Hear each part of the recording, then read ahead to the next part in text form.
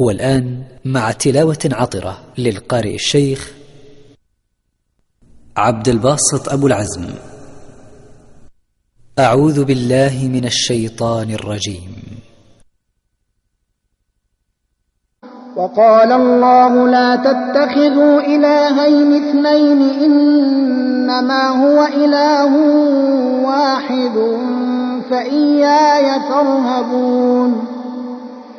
وله ما في السماوات والأرض وله الدين واصبا أفغير الله تتقون وما بكم من نعمة فمن الله ثم إذا مسكم الضر فإليه تجأرون ثم إذا كشف الضر عنكم إذا فريق منكم بربهم يشركون ليكفروا بما آتيناهم فتمتعوا فسوف تعلمون ويجعلون لما لا يعلمون نصيبا مما رزقناهم تالله لتسألن عما كنتم تفترون ويجعلون لله البنات سبحانه ولهم ما يشتهون وإذا بشر أحدهم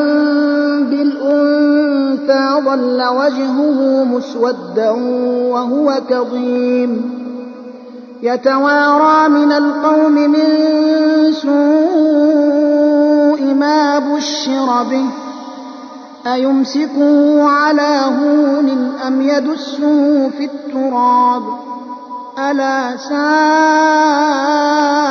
ما يحكمون للذين لا يؤمنون بالآخرة مثل السوء ولله المثل الأعلى وهو العزيز الحكيم ولو يؤاخذ الله الناس بظلمهم ما ترك عليها من دابة ولكن يؤخرهم إلى أجل